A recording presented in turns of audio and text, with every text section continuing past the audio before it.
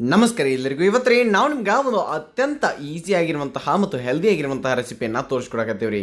ನೀವು ಏನ್ರೇ ಒಂದು ಸಿಂಪಲ್ ಆಗಿರುವಂತಹ ಬ್ರೇಕ್ಫಾಸ್ಟ್ ರೆಸಿಪಿಯನ್ನು ಅಥವಾ ಬ್ರಂಚ್ಗೆ ಏನ್ರಿ ಒಂದು ಮಾಡಬೇಕು ಅಂತ ಹೇಳಿ ಅಂದ್ಕೊಂಡಿದ್ರಿ ಅಂತಂದ್ರೆ ಈ ಒಂದು ರೆಸಿಪಿ ನಿಮ್ಗೆ ಅತಿ ಕಡಿಮೆ ಸಮಯದಾಗ ರೀ, ಬರೀ 10 ರಿಂದ 15 ನಿಮಿಷದಾಗ ಎಲ್ಲ ಕೆಲಸ ಮುಗಿದು ಹೋಗುವಂಥ ಒಂದು ಮಸ್ತ್ ಆಗಿರುವಂಥ ರೆಸಿಪಿ ರೀ.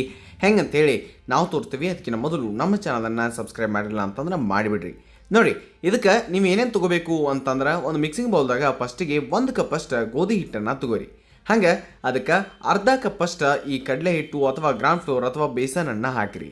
ಅದಾದ ನಂತರ ಏನು ಮಾಡಿರಿ, ಒಂದು ಉಳ್ಳಾಗಡ್ಡೆಯನ್ನು ಒಂದು ಈಡು ದಮ್ಮಗಿನ ಕಟ್ ಮಾಡಿ, ಭಾಳ ಸಣ್ಣ ಅಲ್ರಿ ಅಷ್ಟು ಕಟ್ ಮಾಡಿ ಇದ್ರಾಗನ ಸೇರಿಸಿರಿ. ಹಾಗೆ ಕ್ಯಾರೆಟ್ ಮತ್ತು ಏನು ಮಾಡಿರಿ, ಈ ಸೌತೆಕಾಯಿ ಎರಡನ್ನೂ ಚಂದಂಗಿ ಕಟ್ ಮಾಡಿ ಈ ರೀತಿಯಾಗಿ ತುರಿದು ಮಸ್ತಾಗಿ ಒಂದು ಸ್ವಲ್ಪ ದಮ್ಮಗೆ ಉಳ್ರಿ ಆ ರೀತಿಯಾಗಿ ತೋರಿ. ಅದಾದ ನಂತರ ಇಲ್ಲಿ ಒಂದು 2 ರಿಂದ 3 ಹಸಿಮೆಣಸು ಹಾಗೆ ಅಜ್ವಾನನ್ನು ಹಾಕಿರಿ. ಭಾಳ ಮಸ್ತಾಗಿರುವಂಥ ಟೇಸ್ಟ್ ಬರ್ತೈತಿ, ಬಹಳ ಚಲೋ.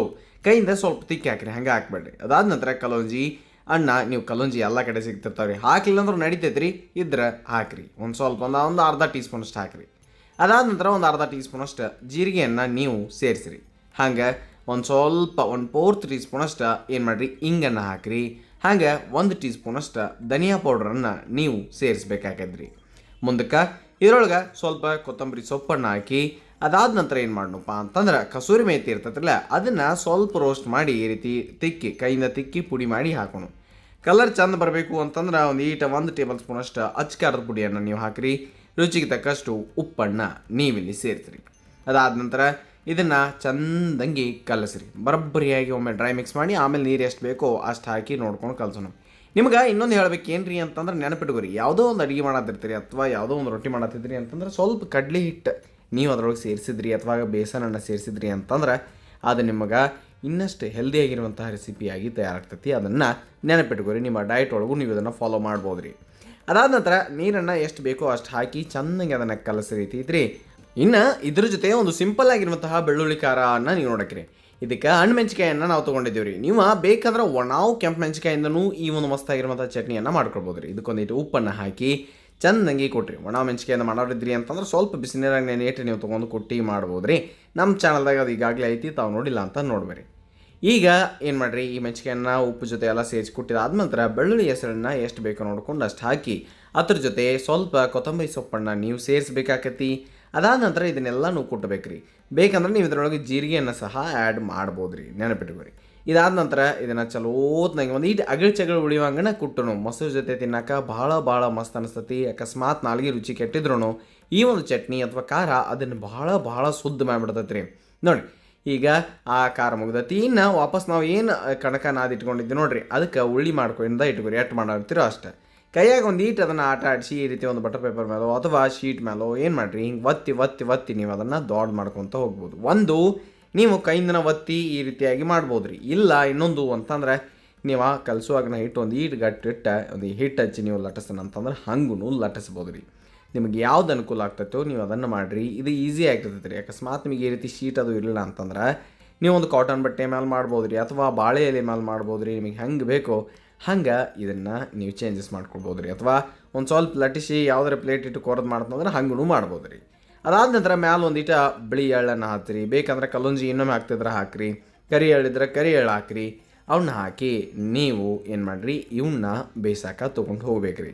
ಬೇಯಿಸೋದಂತೂ ಸಿಂಪಲ್ ಏನಿಲ್ಲ. ಮೊದಲಿಗೆ ತವ ಒಂದು ಚಂದಂಗೆ ಕಾದಿತ್ತು ಅಂತಂದ್ರೆ ನಿಮಗೆ ಮುಂದಿನ ಕೆಲಸ ಎಲ್ಲ ಈಸಿ ಆಗ್ತೈತಿ. ಈ ಶೀಟನ್ನು ಡೈರೆಕ್ಟ್ ಹೋಗಿ ಹಿಂಗೆ ಹಾಕಿರಿ. ಒಂದು 5-6 ಸೆಕೆಂಡ್ ಬಿಟ್ಟು ಆದ್ಮೇಲೆ ಅದನ್ನು ನೀವು ತೆಗೀರಿ. ಅದೇನು ಹತ್ಕೊಳ್ಳಂಗಿಲ್ಲ ಬಿಡಂಗಿಲ್ಲ, ಬರೋಬ್ಬರಿಯಾಗಿ ಮಸ್ತಾಗಿನ ಬಿಟ್ಟು ಬರ್ತೈತಿ. ಆಮೇಲೆ ಇದನ್ನು ನೀವು ಚೆನ್ನಾಗಿ 2 ಮೈ ಬೇಯಿಸಿ ತೆಗಿಬೇಕಾಗೈತೆ ರೀ. ನೋಡಿ, ಹಿಂಗೆ ಮಾಡಿದ ಮೇಲೆ ನಡಬರ್ಕ ಒಂದು ಅದಕ್ಕೆ ಎಣ್ಣೆಯನ್ನು ಹಾಕಿರಿ. ನಿಮಗೆ ತುಪ್ಪ ಬೇಕಂದ್ರೆ ತುಪ್ಪ ಹಾಕಿರಿ. ಇಲ್ಲ ಬೆಣ್ಣೆ ಹಾಕಿ ಬೇಯಿಸ್ತಂದ್ರೆ ಹಂಗೆ ಬೇಯಿಸಿ ನಡೀತೈತೆ ರೀ. ಅಥವಾ ಮ್ಯಾಲೆ ಬೆಣ್ಣೆ ಇಟ್ಕೊಂಡು ತಿಂತಾನಂದ್ರೆ ಆಮೇಲೆ ತಿನ್ನಕ್ರಿ. ಈಗ ಇದನ್ನು ಮೇಲೆ ಕೆಳಗ ಮೇಲೆ ಮಾಡಿ 2 ಮೈಯನ್ನು ಬೇಯಿಸಬೇಕು. ಆಮೇಲೆ ಒಂದಿಟ್ಟು ಎಣ್ಣೆನ ಯಾಕೆ ಹಾಕತ್ತಿಪ್ಪ ಅಂತಂದ್ರೆ ಅದರೊಳಗಿರುವಂತಹ ಕ್ಯಾರೆಟ್ ಅದು ಅದಾವ್ರಲ್ಲ ಅವು ಚೆನ್ನಾಗಿ ಬೆಂದು ಬಿಡ್ತಾವೆ. ಉಳ್ಳಾಗಡ್ಡಿ ಅನ್ನೋದಾವು ಸ್ವಲ್ಪ ಎಣ್ಣೆ ಹತ್ತಿ ರೋಸ್ಟ್ ಆತಂದ್ರೆ ಅದು ತಿನ್ನುವಾಗ ನಿಮಗೆ ಭಾಳ ಚಲೋ ಅನಿಸ್ತೈತೆ ರೀ. ಇದಂತೂ ಕರೆ. ಹಿಂಗೆ ಮಾಡಿ ನೀವು ಏನು ಮಾಡಿರಿ, ಇದನ್ನು ಚಲೋತ್ನಾಗಿ ಬೇಯಿಸ್ರಿ. 2 ಮೈಯನ್ನು ಬೇಯಿಸಿ ತೆಗೆದ ಇಟ್ಕೊಂಡ್ಬಿಡ್ರಿ. ನೋಡಿ, ಹಿಂಗೆ ಮಾಡಿ ನೀವು ಬೇಯಿಸಿದ್ರಿ. ಆಮೇಲೆ ತೆಗೆದ ಅದ್ರ ಜೊತೆ ಒಂದು ಖಾರವನ್ನು ತೋರಿಸಿದ್ರಲ್ಲ ಅಥವಾ ನಿಮಗೆ ಬೇಕಾಗಿರುವಂತಹ ಮೊಸರು ಚಟ್ನಿ ಅಂದ್ರೆ ಮತ್ತು ಚಟ್ನಿ ಪುಡಿಗಳು ನಮ್ಮ ಚಾನಲ್ದಾಗ ಬಹಳಷ್ಟು ಅದಾವೆ ರೀ. ನಿಮಗೆ ಯಾವ ಚಟ್ನಿ ಪುಡಿ ಬೇಕಾಗತ್ತೋ ಅದ್ರ ಜೊತೆ ನೀವು ಇದನ್ನು ತಿನ್ಬೋದು ರೀ. ಆಮೇಲೆ ಹಿಂಗನ ನೀವು ಎಲ್ಲನೂ ಲಟ್ಟಿಸಿ ಕೈಯಿಂದ ಲಟ್ಟಿಸ್ತಿರೋ ಒತ್ತಿ ಮಾಡ್ತಿರೋ ಅಥವಾ ಬೆಲ್ಲೂನ್ಗಿಂದ ಲಟ್ಟಿಸಿ ಮಾಡ್ತಿರೋ ಅದು ನಿಮ್ಮ ಇಷ್ಟ, ಪೂರ್ತಿ ನಿಮ್ಗೆ ಬಿಟ್ಟಿದ್ದೀರಿ ನಾವು ಅದನ್ನು. ಹಂಗೆ ಮಾಡಿ ಎಲ್ಲನೂ ಈ ರೀತಿಯಾಗಿ ಬೇಯಿಸ್ಕೊಂಡ ನೀವು ತಿನ್ಬೋದು ರೀ. ಆಮೇಲೆ ಇನ್ನೊಂದು ಹೇಳ್ಬೇಕು, ನೆನಪಿಟ್ಕೋರಿ, ನೀವು ಅಕಸ್ಮಾತ್ ವೆಯ್ಟ್ ಲಾಸ್ ಅದು ಮಾಡತ್ತಿದ್ರಿ ಅಥವಾ ಫ್ಯಾಟ್ ಲಾಸ್ ತಗೋದು ಇದ್ರಿ ಅಥವಾ ಫುಲ್ ಡಯಟ್ದಾಗ ಇದ್ರಿ ಅಂತಂದ್ರೆ ಈ ಒಂದು ರೆಸಿಪಿಯನ್ನು ನೀವು ನಿಮ್ಮ ಡಯಟ್ ಒಳಗೆ ಆ್ಯಡ್ ಮಾಡ್ಕೊಳ್ಬೋದು ರೀ. ಇದ್ರೊಳಗೆ ಹೆಲ್ದಿನೂ ಐತ್ರಿ, ಯಾಕಂತಂದ್ರೆ ಎಲ್ಲ ರೀತಿ ತರಕಾರಿಗಳು ಇರ್ತಾವೆ ರೀ, ಹಂಗೆ ಕಡಲೆ ಹಿಟ್ಟು ಹಾಕಿರ್ತೀವಿ, ಪ್ರೋಟೀನೂ ಇರ್ತೈತೆ ರೀ. ಸೊ ನೀವು ಅದನ್ನು ಚೇಂಜಸ್ ಮಾಡ್ಕೊಳ್ಬೋದು.